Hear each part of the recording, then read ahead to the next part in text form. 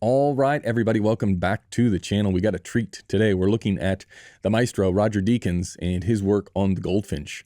And this is good because it is almost a direct opposite of what we looked at in the last snippet breakdown here on YouTube, which was the fundamentals of carrying. And that scene blew out into about 14 different shots. And Roger makes it so simple and so easy, just with one decision very early on in the process to decide how we're going to orient the action and the talent relative to the light sources, which in this case is the windows.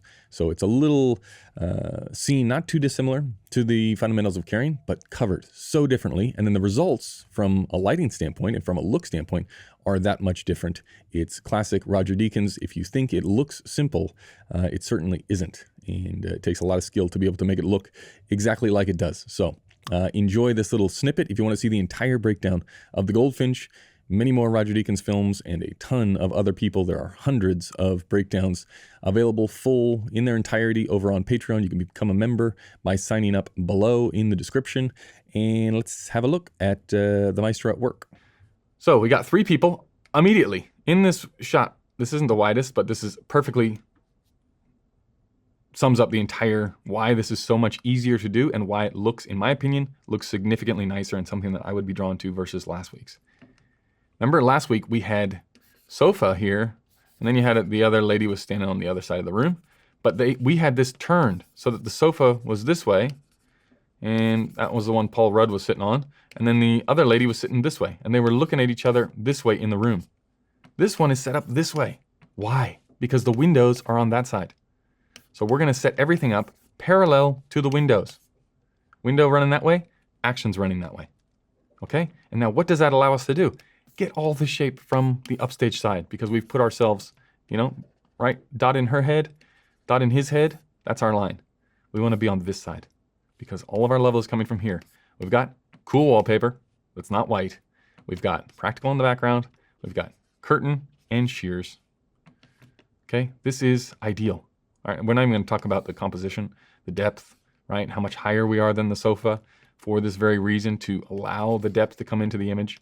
But just a really good looking shot. Then the little nod to more depth is better is highlight in a reflection. Plus, how many frames there? 1, 2, we've got 3 different frames in there. Different colors, different shades, different tones, plus the highlights. Just like every layered shot. Just when you think, oh, it's pretty layered. Right, we got lots of things in there. That's why it feels so nice. You see more. So we cut to him. Oop. Let's do the second shot. Ta-da! Now, exact same thing. Practical on the background, curtain shears, L of the room. That's it. You know this shot. You've done it. If you were sitting in this spot, you probably couldn't get it exactly like this, but you could get it pretty goddamn close. And then, okay, we go to, from there, our coverage choices. Now this is even better, right? They're not like sitting back, slouched in some big sofa. They're sitting up so that when we are shooting this way, this window is going to be his key. And we're actually going to be on the dark side of the line somehow, right? Somehow, some way, this window ends up becoming the key for this way. Camera's going to be here, camera's going to be here. We're going to cross shoot these two. It's like, starts to get a little bit complicated, but still, we're on the shadow side for him. That one's easy. When we're essentially in his point of view, the guy sitting on frame right. His. Now look at that. This is working perfectly. We've got that way. Corner of the room. Practical in the background. Line. Line. Dark side of her face. Even though it was the lit side of her face in the wide shot, now we're selling the window light coming from here. Right? Little tiny reflection there. Looks like something with a grid on it, just to add a little push. It's probably this little eye light there. And hers, same thing. Look up, there you go, boom. His head blocking the highlight in the shears. We see the curtain and the color transition. The wrap from what we're saying is the practical, that ends up being an eye light. The edge from the shears. Again, just building on layers. And now you look at the face and the shadow side of the face. It allows you to look directly at Nicole Kidman. Same, what do we got a little? Got something in his reflection there. What is it? Don't really get a good look at it. Is that? Doesn't look like a grid. Looks just like the shears, really. Okay, keep going. And now more people will enter the scene. Now you're easy, right? You've established the line, even to have this little leak down the cheek. right? From the other window, sorry. That is just nice looking. And come on, let's go to the next bit. So far we have the sort of the medium wide. We've got these two playing, and we've got our single on the guy on the other side of the sofa, right? 4 shots. Super, super simple. Keep going, keep going. Where else do we cut to here? Big long scene back and forth. And back to him, same shot. And there we go. So we cut to people entering. Okay, so now you can't see the window that is lighting the thing, but look at this. Practical in the reflection. Get out of here. Back on over here. All of our light is coming this way.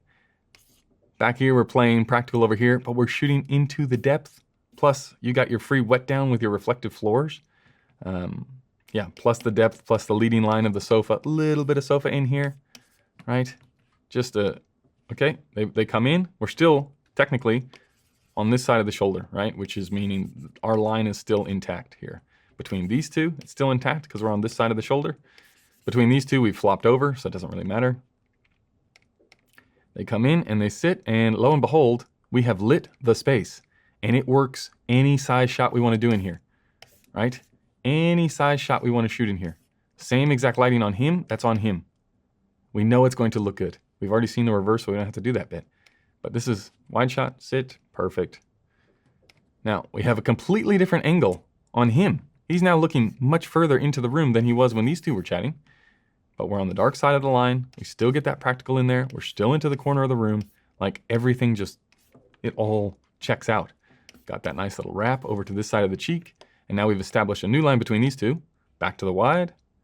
Right? See how there's no close-up for him, for her. There's no close-up for this guy, just rando.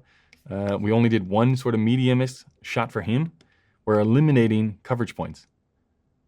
Okay, laughing. Now we bump in. Okay, now we're jumped in, and look at how much more polished the lighting gets on her, right? You come back to this. Just a little bit harsher on the nose shadow. So all we're really doing, again, if you're looking for speedy setups, bump in, soften it off a little, right? It's just a little bit more level. That's it. Nothing else. And still fits it in here, right? And dark shadow side we looked at, even here. But look at this little leak, right? Turn towards the camera. Right there. This little runner down the side of his head. This key light matched up with a little bit over there, matched up with no reflection in the glasses. Keep going, keep going, keep going. Back to Nicole. She's all of a sudden crying. And man, that is not that many shots, right? Not singles, not like close, super in. Because as soon as you go super in tight on somebody, if you don't have something to cut to, it can be awkward, right? So you have to do everybody. Like imagine if we pivoted off of his shoulder, we had to see him and her, and then we had to do that for everybody. So if we go to the wide, where is it? You know, like possibly in this scene, we could have had over the shoulder to him, and then over the shoulder to him, then this way, and then do we need her to him? Is there any dialogue back and forth between these two? How do we do that? Do we need over the shoulder to him? Do we do it in singles? Where do we get all this? Do we need over the shoulder here, longish lens over to them? It's like, no. Very, very simple. Whose scene is it? Who's the star? Who comes in and enters it and mixes things up, right? So we can jump into the little 2. This one, right? Man, just very, very good and a completely different way to approach the coverage and the simplicity. And what does it all stem from? It all stems from that choice of how to align the action to the window inside the location. I mean, this scene would be completely different if you just changed the orientation of the sofas. All right, what did I tell you? I told you that it was going to be good. I mean, you probably knew that from Roger Deakins, but then it's interesting when you compare and contrast against something that is so much more complex, which lacks a little bit of the contrast and the nuance. That's because of the decision on where to place the talent relative to the light. You can only do so much. There's only so much you can overcome. And every single time you add a variable, it's that much easier to screw up, right? Because you're adding a whole new variable that you have to judge and manage every single time. So if you align the talent along the windows, then we can light from outside. And if we stay on the dark side of the 180 degree line, there's not too many things we can screw up. And that's not, again, not to say that it's easy, because if you look at Roger's work, his consistency over the years is unmatched in just how good you can make these things look. But it is a testament to thinking these things out beforehand, because these little decisions add up to a lot of work in the end, or maybe not as much work, and still getting great results. Okay, if you want to see the full breakdown, check out the Patreon link in the description below, and we will see you in the next one. Goodbye.